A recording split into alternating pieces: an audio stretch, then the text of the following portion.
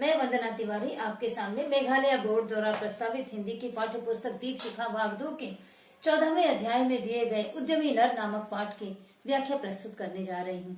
यह उद्यमी नर कविता रामधारी सिंह दिनकर जी द्वारा रचित है। पहले मैं कविता को पढ़ूंगी, बाद में उसकी व्याख्या आपके सामने प्रस्तुत करूंगी। कविता इस प्रकार है। इतना कुछ है भरा विभव का कोश प्रकृति के भीतर, निज इच्छित सुख भाग सहज ही पा सकते नारी नर। सब हो सकते तुष्ट एक सा सब सुख पा सकते हैं, चाहे तो पल में धरती को स्वर्ग बना सकते हैं। छिपा दिए सब तत्व आवरण के नीचे ईश्वर ने, संघर्षों से खोज निकाला उन्हें उद्यमी नर ने। ब्रह्मा से कुछ लिखा भाग्य में मनुज नहीं लाया है, अपना सुख उसने अपने भुजबल से ही पाया है। प्रकृति नहीं डरकर झुकती है कहीं भाग्य के बल से, सदा हारती वह मनुष्य के उद्यम से श्रमजल से। ब्रह्मा का अभिलेख पढ़ा करते निरुद्यमी प्राणी, धोते वीर कुंक भाल का वहां भ्रुवों से पानी। भाग्यवाद आवरण पाप का और शस्त्र शोषण का, जिससे रखता दबा एक जन भाग दूसरे जन का। पूछो किसी भाग्यवादी से यदि विधि अंक प्रबल है, पद पर क्यों देती न स्वयं वसुधा निज रतन उगल है। उपजाता को विभव प्रकृति को सींच वह जल से, क्यों न उठा लेता निज संचित कोश भाग्य के बल से। एक मनुष्य संचित करता है अर्थ पाप के बल से, और भोगता उसे दूसरा भाग्यवाद के छल से। नर समाज का भाग्य एक है वह श्रम जल वह भुजबल है, जिसके सम्मुख झुकी हुई है पृथ्वी विनीत नवतल है। जिसने श्रम जल दिया उसे पीछे मत रह जाने दो, विजित प्रकृति से सबसे पहले उसको सुख पाने दो। रामधारी सिंह दिनकर के प्रकांड विद्वान कवि माने जाते हैं। उन्होंने उद्यमी नर कविता के माध्यम से हमें यह सिखाया है कि सारा कुछ हमारे सुख से संबंधित जितनी भी चीजें हैं, सुख से संबंधित जितने भी वस्तुएं हैं, वो सब कुछ को पृथ्वी ने तत्व के सारे तत्वों को, सारे प्रमुख तत्वों को पृथ्वी के भीतर छिपा के रखा है। उन्होंने कहा है कि इतना कुछ है भरा विभव का कोश प्रकृति के भीतर। दिनकर जी कहते हैं कि वैभव के सारे कोश को प्रकृति ने प्रकृति के भीतर छिपा कर रखा है। और जो मनुष्य परिश्रमी है, जो उद्यमी है, वे अपने निज इच्छित सुख भाग सहज, वो मनुष्य अपने इच्छा से सारी वस्तुओं को प्रकृति के अंदर से अपने प्रयास से निकाल लेते हैं, अपने हिस्से का सुख पा लेते हैं। सब हो सकते तुष्ट एक सा सब सुख पा सकते हैं। प्रकृति ने इतना अपार मात्रा में, असंख्य संख्या में हर चीजें धरती पर दी है कि सारे स्त्री पुरुष एक समान संतुष्ट हो सकते हैं। इतना वैभव प्रकृति के भीतर छिपा हुआ है। चाहे तो पल में धरती को स्वर्ग बना सकते हैं।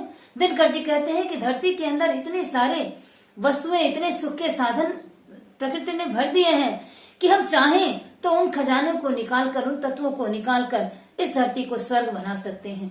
धरती के सारे वस्तुओं को निकालकर हम धरती को स्वर्ग बना सकते हैं और अपने हिस्से के सारे सुख को प्राप्त कर सकते हैं। छिपा दिए सब तत्व आवरण के नीचे ईश्वर ने पृथ्वी के सारे तत्वों को, सारे महत्वपूर्ण तत्वों को जो हमारे सुख से संबंधित हैं, उन सारे तत्वों को प्रकृति ने पृथ्वी के नीचे छिपा दिया है। आवरण के नीचे छिपा, एक कवर के नीचे छिपा दिया है। और संघर्षों से खोज निकाला उन्हें उद्यमी नर ने, और उद्यमी नर ने उन्हें अपने संघर्षों के द्वारा पृथ्वी के तल से उसको निकालने का प्रयास किया है और अपने हिस्से का सुख अपने लिए बटोर लिया है। ब्रह्मा से कुछ लिखा भाग्य में मनुष्य नहीं लाया है। सभी यही कहते हैं कि भाग्य में क्या लिखा है, ब्रह्मा ने हमारे भाग्य में क्या लिखा है, लेकिन दिनकर जी कहते हैं कि ब्रह्मा से लिखा कर मनुष्य भाग्य में कुछ भी नहीं लाता है। मनुष्य कुछ भी लेकर नहीं आता है भाग्य। सब कुछ, सब सुख अपने उसने भुजबल से ही पाया है। अपने भुजाओं के बल से, अपने परिश्रम के बल से मनुष्य ने इसी धरा पर सारे सुखों को प्राप्त किया है। ब्रह्मा से लिखाकर कोई कुछ भी लेकर नहीं आता।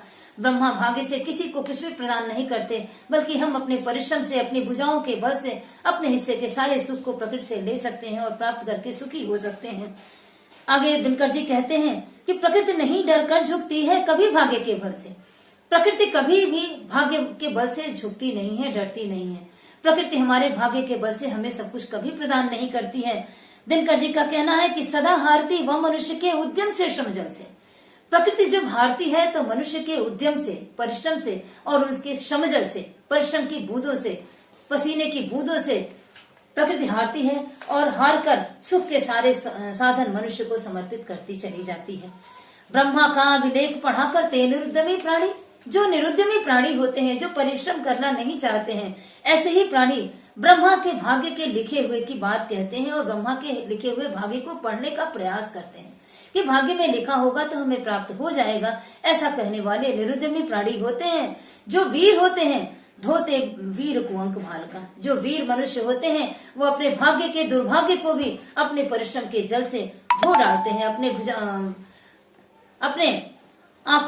भ्रुओं के पानी से, अपने भौहों के जल से अर्थात परिश्रम के जल से जो वीर मनुष्य होते हैं अपने दुर्भाग्य को भी सौभाग्य में बदल लेते हैं। भाग्यवाद आवरण पाप का और शस्त्र शोषण का। कवि दिनकर जी कहते हैं कि भाग्यवाद पाप का आवरण है, पाप को छुपाने का एक आवरण है, एक कवर है, एक घूंघट है। शस्त्र शोषण का और शोषण का शस्त्र होता है जिससे रखता दबा एक जन भाग दूसरे जन का।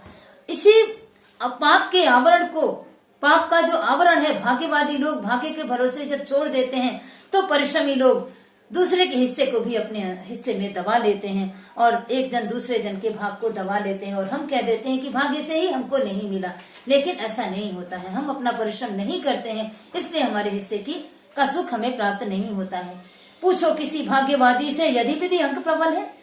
किसी भाग्यशाली व्यक्ति से पूछिए, किसी भाग्यवादी व्यक्ति से पूछिए कि यदि भाग्य का अंक प्रबल है, यदि भाग्य प्रबल होता तो उस भाग्यशाली के पद पर क्यों न देती स्वयं वसुधा निज रतन उगल है। किसी भाग्यशाली के पद पर स्वयं वसुधा सारा रत्न क्यों नहीं उगल कर रख देती है। जबकि किसी भी भाग्यशाली से पूछेंगे तो पता चलता है कि उसने अपने परिश्रम से उसको बटोरा है, सारे सुख साधन को प्राप्त किया है।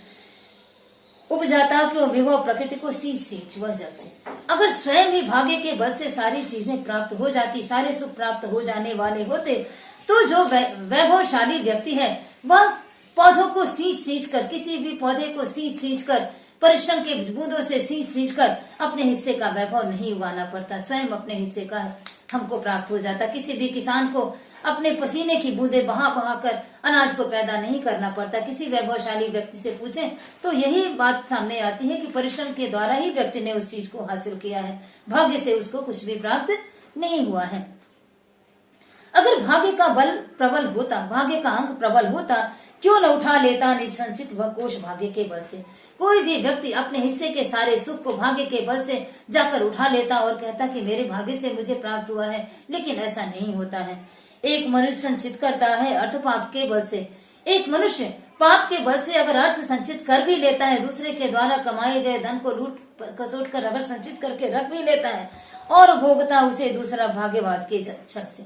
अगर कोई व्यक्ति छल कपट के द्वारा किसी के हिस्से के सुख साधन को इकट्ठा कर लेता है, ऐसी स्थिति में कोई दूसरा वह व्यक्ति उसका सुख नहीं प्राप्त करता, कोई दूसरा भाग्यवाद का नाम लेकर उसका सुख को प्राप्त करता है। नर समाज का भाग्य एक है, वह श्रम है, भुजबल है। संपूर्ण मानव जाति के अगर हम देखें तो सबका भाग्य एक ही है, वह भाग्य है श्रम जल और भुजबल। अपने परिश्रम और भुजाओं का बल है और उसके पसीने का जल है, जिसके द्वारा वह सारे वैभव को प्राप्त करता है। जिसके सम्मुख झुकी हुई है पृथ्वी विनीत नवतर है। परिश्रमी व्यक्ति, उद्यमशील व्यक्ति के सामने ही संपूर्ण पृथ्वी, संपूर्ण सृष्टि, सारा विनीत नवतल, नव गगन आकाश सब कुछ उसके सामने विनीत होकर झुके रहते हैं, उसके सम्मान में झुके रहते हैं। क्योंकि परिश्रमी व्यक्ति परिश्रम से ही अनेक ऊंचाइयों को प्राप्त करता है। भाग्यवाद के द्वारा भाग्य से किसी को कुछ भी प्राप्त नहीं होता। रामधारी सिंह दिनकर आगे कहते हुए कह रहे हैं कि जिसने श्रमजल दिया उसे पीछे मत रह जाने दो। लेकिन दिनकर जी का मानना है कि जिस व्यक्ति ने परिश्रम किया है उस व्यक्ति के हिस्से का सुख उसे पा लेने देना चाहिए। हमको किसी दूसरे के द्वारा परिश्रम किए हुए धन का, किसी भी चीज का जबरदस्ती हथियाकर अपने सुख में नहीं ले लेना चाहिए, बल्कि परिश्रमी व्यक्ति को पहले उस सुख को पा लेने देना चाहिए। विजित प्रकृति सबसे पहले उसको सुख पाने दो। जिस व्यक्ति ने परिश्रम किया है उसको सुख पा लेने देना चाहिए, न कि छल बल से दूसरे के द्वारा परिश्रम से प्राप्त किए हुए चीज को अगर हम छल बल से ले लेते हैं, छीन लेते हैं, तो यह गलत बात है। दिनकर जी का मानना है कि जिस व्यक्ति ने परिश्रम किया है पहले उस परिश्रमी व्यक्ति को उसके हिस्से का सुख हमें प्राप्त कर लेने देना चाहिए। उसके बाद प्रकृति में इतना धन वैभव छिपा हुआ है कि हम अपने भाग्य का सारा कुछ उस प्रकृति के अंदर से अपने परिश्रम के द्वारा प्राप्त कर सकते हैं। यही उद्यमी नर में श्री रामधारी सिंह दिनकर जी ने कहा है। नमस्कार।